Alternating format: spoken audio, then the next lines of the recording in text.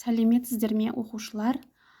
8 сынып қазақ тілі мен әдебиеті пәні бойынша 1-тоқсан бойынша жиынтық бағалауға арналған тапсырмалар. Бөлім: білім, ғылым, инновация.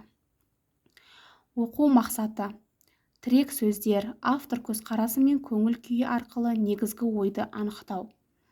Тұрақты тіркестер мен көркемдегіш құралдарды қолданып ауызша мәтіндер құрау. Бағалаудың критерийі: негізгі ойды тірек сөздер мен автор көзқарасы негізінде анықтайды. Ауызша мәтін құрауда тұрақты тіркестер мен көркемдегіш құралдарды пайдаланады.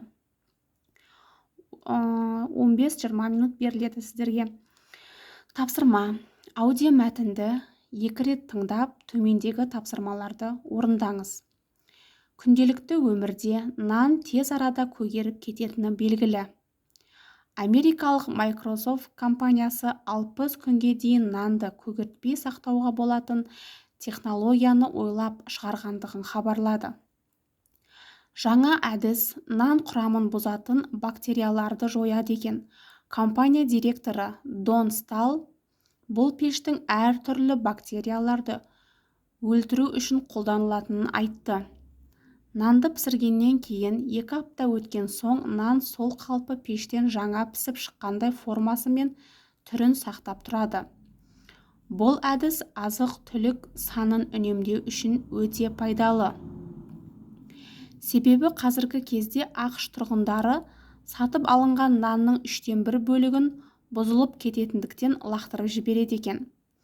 Нанның бұзылуына қарсы бұл құрылғының көмегімен ет, тауық еті және басқа көкөністер мен жеміс-жидектерді де ұзақ уақыт сақтауға болады екен. Сол себепті болашақта жаңа өнертабысқа деген халықтың сұранысы да артуы әбден мүмкін. 1-ші тапсырма: мәтіндегі ең маңызды 3 тірек сөзді жазыңыз. 1-ші сөз ол нан, 2-ші сөз технология, 3-ші сөз ақш. 2-ші тапсырма: автор көзқарасы берілген сөйлемді белгілеңіз. Ол бізде С жауабы болады. Келешекте өнертабысқа сұраныс артуы мүмкін. 3-ші тапсырма: берілген тұрақты тіркестерді қолданып, өнертабыстың адам өміріне пайдасы туралы ойыңызды білдіріңіз. Яғни, құрметті оқушылар, сіздер 3 ұйықтаса түсіне кірмеген, көз майын тауысу, кәдеге асу, көздің жауын алатын, қас пен көздің арасында сөз тіркестерін пайдаланып, сөйлем құрауларыңыз керек.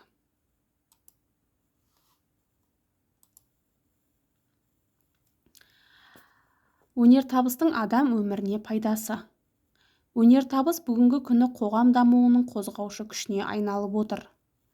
Ғылым жетістіктерінің адамзат қоғамның дамуына, қоршаған ортаның өзгерістеріне тигізетін әсеріне зерттеушілік халықаралық орталықтардың көрсетулеріне соңғы 200 жылдағы экономика өсімдігі өнертабыстың үлесі 90% құрайды. Бүгінгі үдемелі жаһандану кезеңінде қас пен көздің арасында әлем күрделі технологиялық серпінді өзгерістердің табалдырығында тұр. Өмірде бұрын соңды кездеспеген көздің жауын алатын материалдар, тұрмыс бұйымдары, өндіріс құралдары, қалдықсыз, қауіпсіз қуат көздері келе жатыр. Қазіргі таңда адамдар 3 ұйықтаса түсіне кірмеген түрлі өнертабыстар күн сайын ойластырылып жасалуда. Сондай-ақ көз майын тауысып жұмыс жасаудың қажеті жоқ.